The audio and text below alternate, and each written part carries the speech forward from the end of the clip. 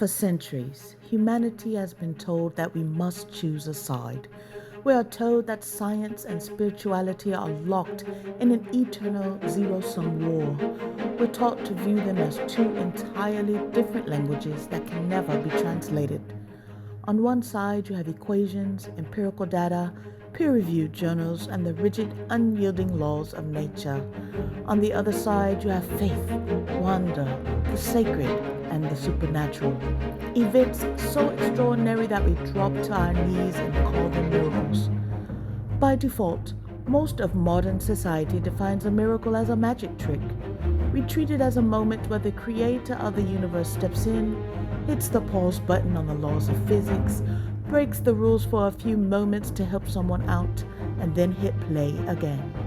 But what if that definition is fundamentally flawed? What if a miracle isn't a suspension of natural law at all?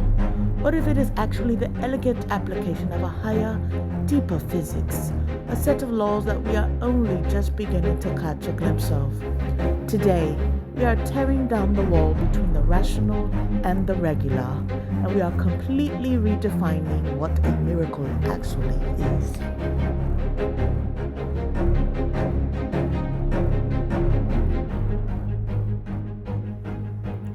To understand how a miracle can be perfectly scientific, we first have to talk about how laws actually operate in our universe.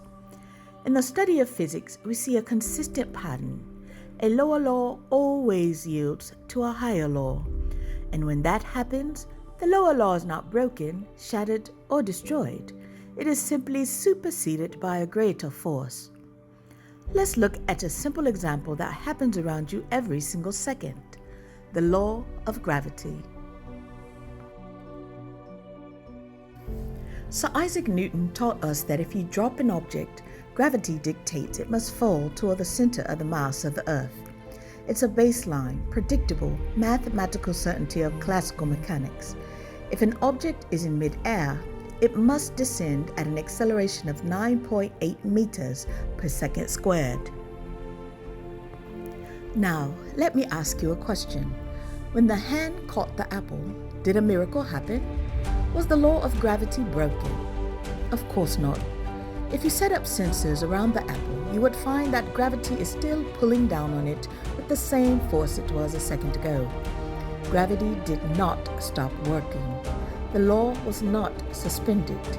What actually happened is that a higher law was introduced into the system, the mechanical force of biological muscles driven by conscious intent.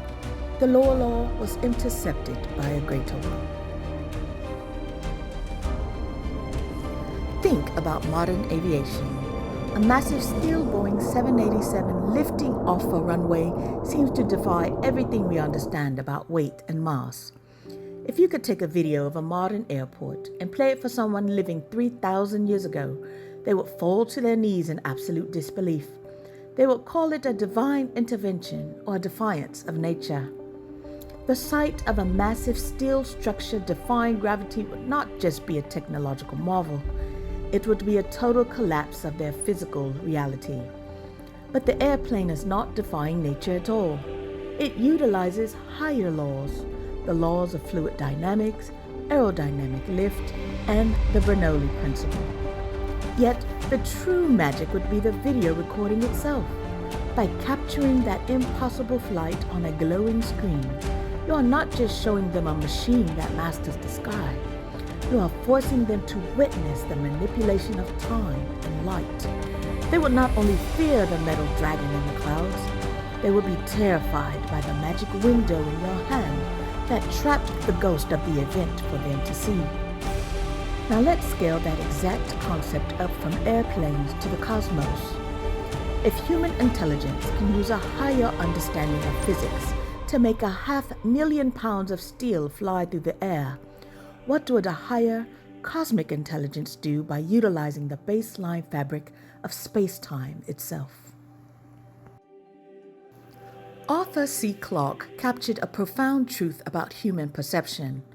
There is a threshold where advanced knowledge looks exactly like magic to an observer who lacks the vocabulary to explain it. consider the modern miracle of the Global Positioning System, also known as GPS.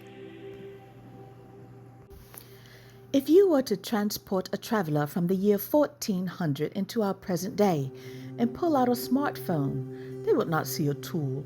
They would see a glowing stone that had somehow stolen the light and life from the air and trapped it behind glass. To an observer whose reality is defined by physical landmarks, the stars, and the slow manual labor of map making, your ability to see the world from above in real time without any visible tether to the ground or the heavens would be indistinguishable from scrying and sorcery. To the traveler, this is sorcery, but the truth is rooted in the fundamental laws of the universe. Your phone is constantly catching invisible electromagnetic waves sent from satellites orbiting miles above us. Maxwell's equations govern it all: how those waves are born, how they dance through the ionosphere, and how your phone's antenna traps them to decode your location. The curl of E equals negative the partial of B with respect to T, which is just a highly precise way of saying when you change a magnetic field over time, you create an electric force. A changing magnetic field creates a spinning electric field. In fact, every component in your hand, from the silicone chips processing the data to the radio connecting you to the world, is engineered using this same equation. It is the rule of the road for all modern communication. But the magic goes even deeper. To stay precise, your phone has to bridge two worlds: Maxwell's electromagnetism and Einstein's relativity, because time actually ticks differently for those satellites moving in orbit. We have to account for relativistic time dilation. If we ignored these laws, your GPS would drift by kilometers every single day. You are not breaking the laws of nature to find your way home. You are simply following them. Those radio waves, light particles, and electromagnetic frequencies have existed since the literal Big Bang. They were floating right through the air of a village square in the year 1400. The people back then were surrounded by them. They just did not have the tools, the map, or the engineering required to tune into them. A recorded miracle in ancient history is often just a smartphone in the year 1400. It is a real physical event operating on a level of advanced physics that the witnesses simply did not have the textbooks to explain. So if miracles are just undiscovered physics, how do we begin the work of decoding them? On this channel, we are going to look at the most profound wonders of history through the lens of three mind-bending pillars of modern science.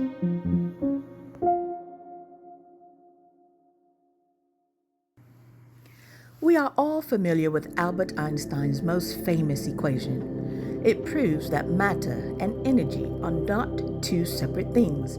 They are just two different forms of the same baseline substance.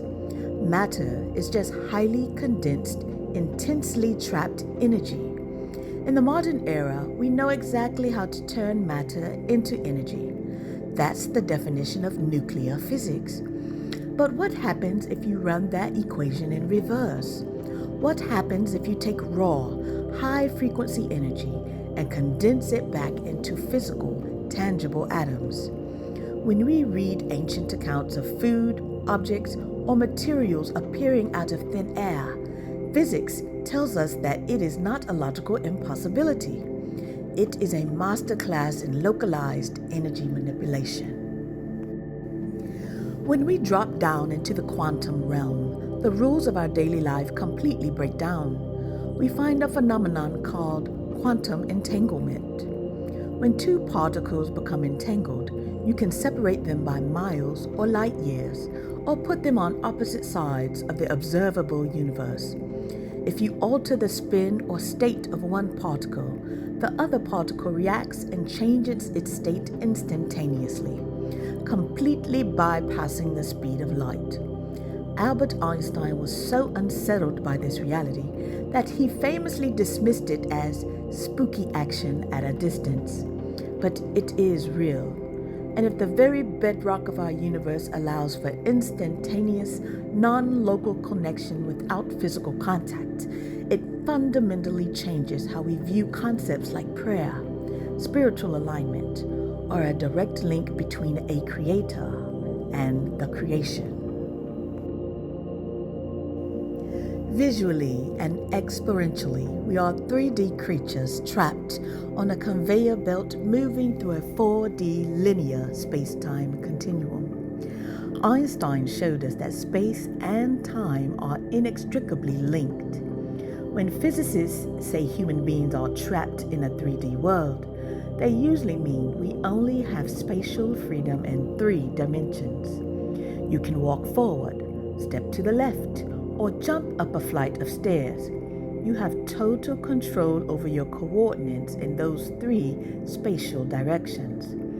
But when it comes to that 4th dimension, time, we have 0 control. We cannot step to the left in time. We cannot turn around and walk backward into yesterday. We are dragged forward through it second by second, completely powerless to change our pace or direction.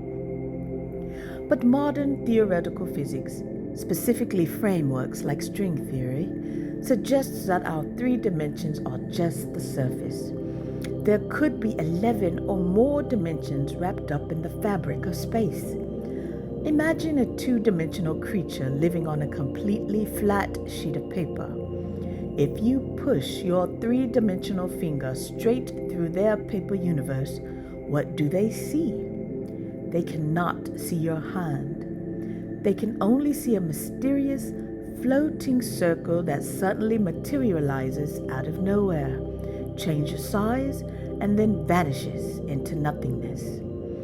To that flat creature, it is a terrifying, rule-breaking miracle. To you, you were just moving in a straight line through a dimension they cannot comprehend.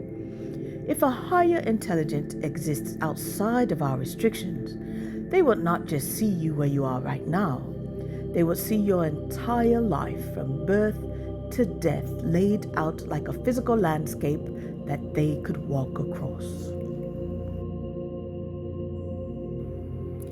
When we look at the cosmos through the lens of celestial physics, we aren't trying to strip away the sacred. We aren't trying to reduce the beauty of faith into cold, sterile mechanics. In fact, it's the exact opposite. We look at these incredible laws to realize just how brilliantly, elegantly, and beautifully engineered our reality truly is. The universe doesn't need to break its own rules to perform a wonder.